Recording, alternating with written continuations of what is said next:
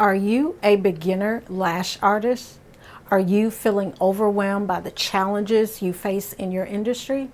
Well, don't worry, you're not alone. In this video, I will guide you on how to rise and shine as a beginner lash artist.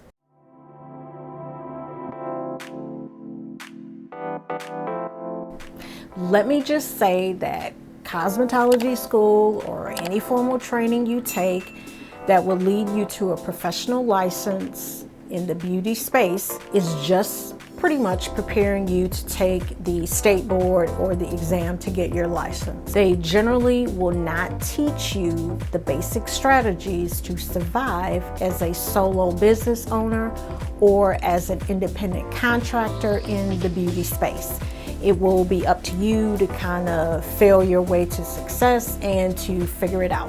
There is no fast track, so don't let social media fool you with the hooks of becoming a six-figure lash artist in a record amount of time. It generally, for the most part, will not happen. Even if you are charging a premium rate for your services, you physically cannot keep up with the pace of having to lash so many people in a day to try to make six figures. And in the beginning, as a lash artist, you will have challenges to overcome before you start seeing the fruits of all your hard work. One of the biggest challenges you may face as a beginner lash artist or lash tech is mastering the actual technique. Now, it takes time and practice to perfect your skills. I still practice to this day, but don't be discouraged by your mistakes or your setbacks. You have to keep practicing and you have to seek guidance from experienced lash artists. Remember, Rome wasn't built in a day, and you will not be able to do all these amazing lash sets after one lash training class. I still rewatch my playlist that I used to learn from, that I created when I first started lashing. You will not be the lash artist you want to be after your training course. You just won't.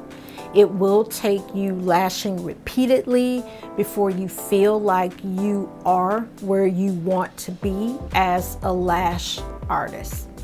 I practice still on my mannequin to this day, and you should be doing the same thing. You may not be able to get a live body to lash, but you can definitely grab your mannequin and lash as much as you want. Practicing even 30 minutes, like 3 or 4 times a week, will allow you to see an improvement. Just recently, I had to revisit fan volume making because I hate that, but I literally had to grab my mannequin and practice because I needed to get better so I could have fuller volume lash sets. So I was practicing like at home for about an hour a day for maybe about at least a week, maybe 2 weeks. But now I can fan much better because of the practice and using the right tools. And what I did was I documented that journey because I wanted to be honest and transparent, and I was proud of myself for putting in the effort to do better. The more you learn, you will be able to filter out the lash education that may not be correct. There are some states that do not regulate lash extensions, so you just got anybody doing lashes. And I feel like some of the information that goes out may not be accurate or safe. But as you gain more experience, then you will learn who not to follow for certain advice. As a beginner lash artist, it's crucial to satisfy your clients. Communication is key. Take the time to understand your clients' expectations and preferences. You need to be patient, especially if they're totally new to lashing. You need to listen and you need to make adjustments accordingly. Happy clients mean repeat customers and positive word of mouth. Okay, now let's be realistic. there are some lash artists that totally should not be running a business because they lack customer service skills, which you totally need. How you appear to potential clients from the first interaction, from that first time they call you, matters. You need to have policies and procedures in place, even if you're just taking lash models. I cannot stress this enough. If you have on paper how you do business and how you communicate consistently, then your lash clients or models will know what to expect and will respect you as a lash business owner. The good customer service starts from the moment the potential lash client lands on your social media, your website, and then they start to go through the booking process. I don't care what price you're charging for a lash set. Your online presence to book should be clear, coherent, and professional. And it should be easy for them to understand it and book with you.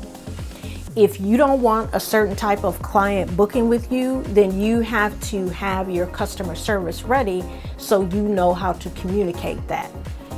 Your clients should be able to sense that you are a professional, you are skilled, and you are constantly learning, and that your lash business matters. A part of your procedure should be lash consultations, so you can get to know your lash client and they will be clear on what to expect during the session and after. They should understand what lash style they are getting, what the lash process involves, and you should be educating them on aftercare. All of these can lead to good reviews, referrals, and tips.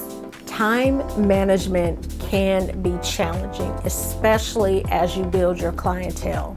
You want to create a schedule and stick to it. Prioritize your work and set realistic goals according to how your life is. Just be realistic. And then you want to invest in tools and products that can save you time without compromising quality. You always want to strive to be as efficient and organized as you can possibly be. If you're like me, you are probably working a regular job, got a regular life that can just be lifing, and you're doing all the things of all the things, and you are totally exhausted. Because I literally have days where I work a regular job, work on my business, don't get to sleep till like 2 in the morning. Well, here's where organization comes into play. Now, I know we are all budgeting every penny, but you will have to, everything just can't be free all the time. You will have to invest in tools to help you stay organized. If I were you, I would research some free tools that can help you to start getting organized. Me, I personally use apps like, I use Trello, Gloss Genius for my booking. I use Meta Business Suites to schedule my content, and then I use Canva to design anything that I need. Now, Trello is great for creating an organizational chart, like what you want your procedure could be for handling a complaint about a lash service, for example, or how you will plan out your social media content. Trello is good for that. I use Gloss Genius for my lash clients to book all services so they don't have to contact me for an appointment. Gloss Genius also sends out my reminders, the lash forms for a client to complete before they come in. So it's a totally great booking app. Now, the Meta Business Suite is free, and it's great to use to schedule your content. You can schedule your Instagram and your Facebook posts from there. And then Canva is good to create your posts, your reels, and they also have easy to use templates. Like if you're not able to design, you can use their templates. The only platform that does not have a free version is going to be Gloss Genius, but trust me, you need a booking app, preferably Gloss Genius. It's worth it, and you can write the expense for the monthly fees and the credit card processing fees off as a business deduction on your taxes. I do have an affiliate link in the description box for Gloss Genius, so you can sign up and get your booking app all set up. Remember, it's a business expense that is currently deductible on your taxes. The lash tools you use can make a huge difference in your lash sessions, and they can go much better, and your lash clients will have good retention. The lash tools I find that I spend more on are my tweezers and lash glue. Like, I like fiber tip tweezers, so I just spend more on those. But you should try products out to see how they perform. I know Amazon is the go-to now for lash supplies, but I would still caution you, if you're going to use Amazon, to still do your research. What I try to do is, whether it's on Amazon or an independent lash brand, I try to order at least 1 or 2 products from them, from 3 different brands, to see which one I want to use. I personally have been loyal to lash brands like Glad Girl. I buy all my tweezers from there. Lost Artistry to me has some of the best fans or lash extensions, and Lash View has good lashes and glue, and then Stacy Lash for my lash glue as well. Usually I go cheap on the disposable items that I use in my studio. That's where I go cheap at. Building confidence can be tough for any beginner, but it's essential for a lash artist. Trust in your abilities and embrace your journey.